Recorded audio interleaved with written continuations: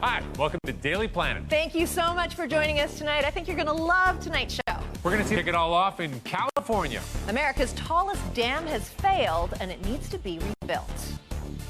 Now, I think a lot of people have nighttime routines, right? You know, you turn off your phone, you wash your face, you brush your teeth. Maybe in that order, yeah. But influencers, these are the people who are shaping the future of the internet. Well, sometimes they do things a bit differently. Yeah, we're taking a look at the most creative people on the planet and seeing how they move through life.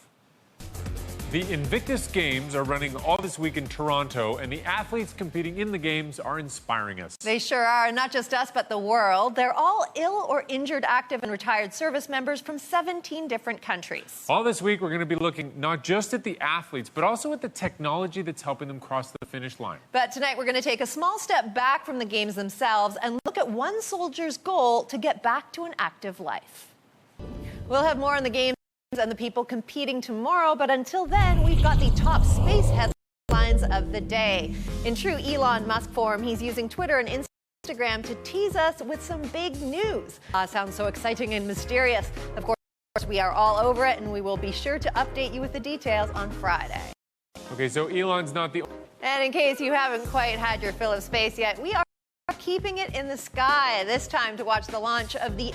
I can't really make you a superhero. I mean, the chances of me finding a radioactive spider back here are slim to none. So it looks like you're just going to have to go about it the old-fashioned way with science and engineering, a.k.a. a jetpack capable of hitting just over 10 kilometers an hour. If you want to see more from the eclectical engineering crew, and of course you do, head to our Twitter feed. We're going to have a link to all other projects just for you. For you. Putting away the groceries could soon be a chore of the past, or at least that is what Walmart is hoping. That is not so sure. A lot of people are saying there is no chance they would let a stranger into their house when they're not there. You agree with that? Yeah, I agree. Well, I want to know what they think. So tell us what you think. Do you want the convenience of having someone load your fridge for you, or do you want the peace of mind of not having the Walmart person in your house when you're not there? Let us know. We're starting a poll on Twitter, so get on that. Okay, in case the thought of strangers coming into your house while you're away keeps you up at night, we have the invention for you. This is crooks. In our society, if you steal from another person, well, it's considered a crime. But in the lawless animal kingdom, stealing can be a strategy for survival.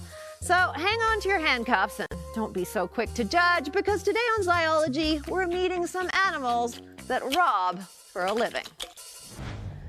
Next up, I'd like you to meet a whole gang of crooks. This is the Indonesian monkey mafia.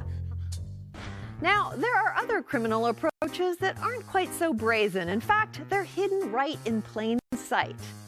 Is that my watch? You might be wondering how we as humans learn to keep a beat. That's right, but since we can't go back in time to observe our prehistoric selves, let's check out some birds. Let's give us an example of how it happened in dinosaurs. Yeah. Because birds are dinosaurs. And that's true. I don't know, when they're looking like that and smacking, it's very dinosaur. But it also tells you why the drummers always get the girls, right? Because that's what they're doing. Anyway, that is all the time we have for today's show. But as we say goodnight, let's take a little sneak peek at what's on tomorrow's show.